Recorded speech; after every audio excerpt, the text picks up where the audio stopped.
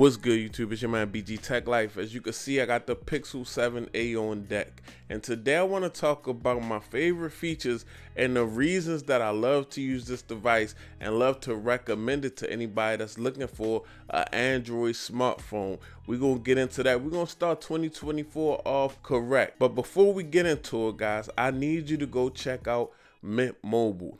Now, I'm partnered with Mint Mobile, and I'm partnered with Mint Mobile because I like service that is quality, but at the same time affordable. I feel like Mint Mobile partners perfectly with a Pixel 7a, an affordable quality phone and affordable quality phone service. Mint Mobile is in with the times. You can go over to Mint Mobile right now. You can click the link below that's in the description. You can get an eSIM immediately. You can get them to mail you out a physical SIM, and you can get some budget-friendly phone service with good data speeds and be on your way. But yeah, guys, BG here. So I just want to talk a little bit about this device and why I feel so strongly about this device. And we just going to start off with one point, and we're going to get past that really quick because that's really obvious.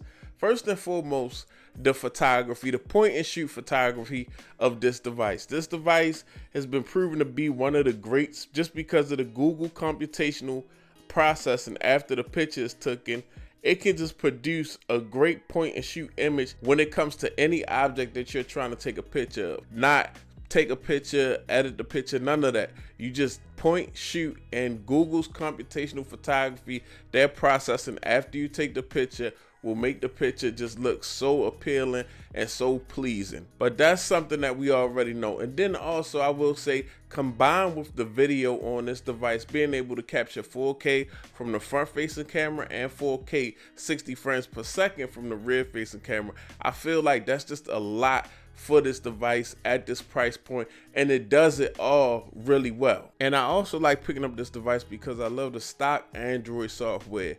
The Android software is really coming around with customizations and things of that nature, and a lot of built-in AI features that I'm just really feeling. And also, it's nothing that's as fluid as a Pixel when it comes to Android.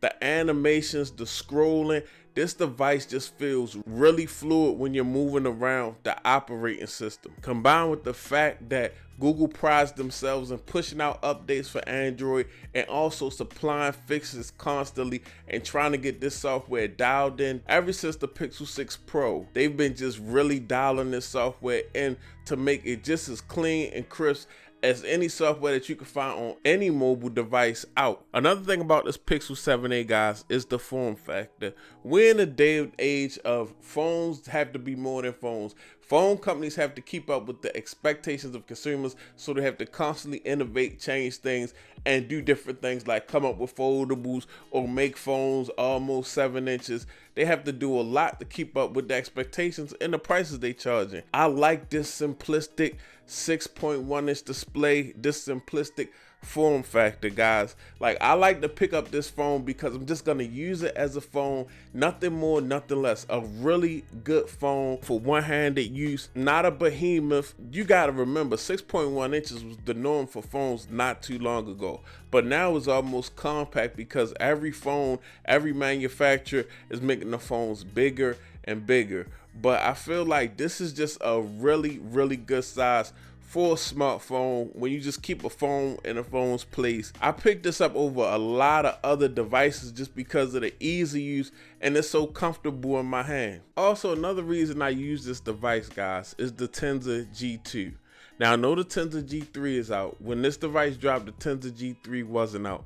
But I feel like you're getting a lot of processor in this device. You have the same processor as the Pixel 7 Pro and the Pixel Fold, which are some of Google's current flagships outside of the Pixel 8 series. So on this device, compared to a device that's in the $400 price range, it just operates on a different level. It's fluid, it's clean, it's crispy because of that power that the Tensor G2 offers on this minimal level. It's things that I would utilize this phone for that I normally wouldn't utilize a budget phone for, but it can complete those tasks because it has a flagship processor in it. And also, I just want to say build. I think Google did a really good job of keeping the Pixel 7a inclusive with the looks of the Pixel 7 and the Pixel 8 series. Like, it's not a difference because it's an A device. It doesn't look cheap, it doesn't look wonky. It does have a plastic back, but you would never really know it had a plastic back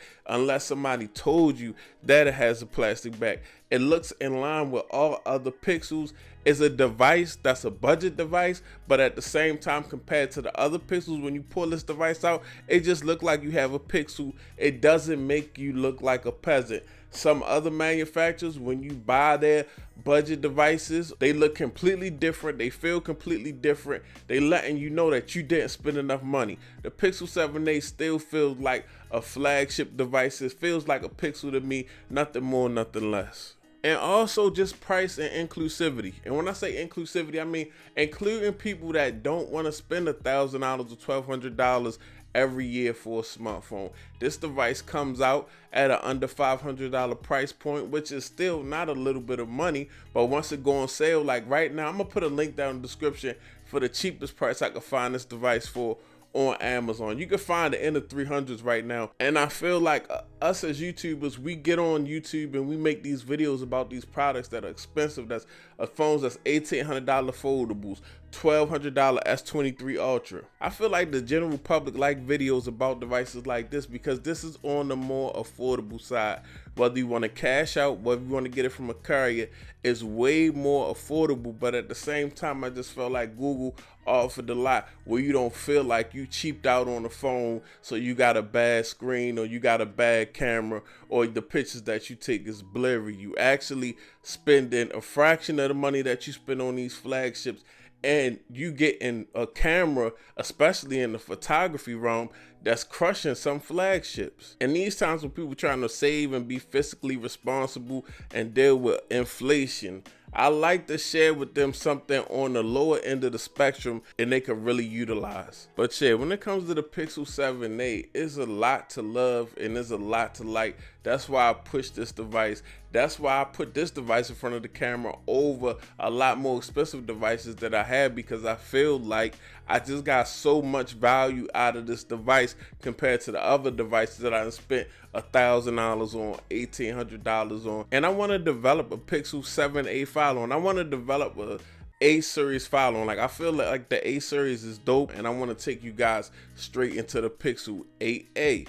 And it's not that I don't want to spend money on the Pro or Pixel 8 or whatever, but I just like this following and being more in touch with people on the more affordable end of technology, because I feel like that's where a lot of consumers are, where people are not pressed to need the biggest and the best every time that you turn around. We really enjoying our devices and getting that tech per dollar. So if you're not subscribed, get subscribed. It's your boy BG Tech Life. I appreciate you watching. I'm out. Peace.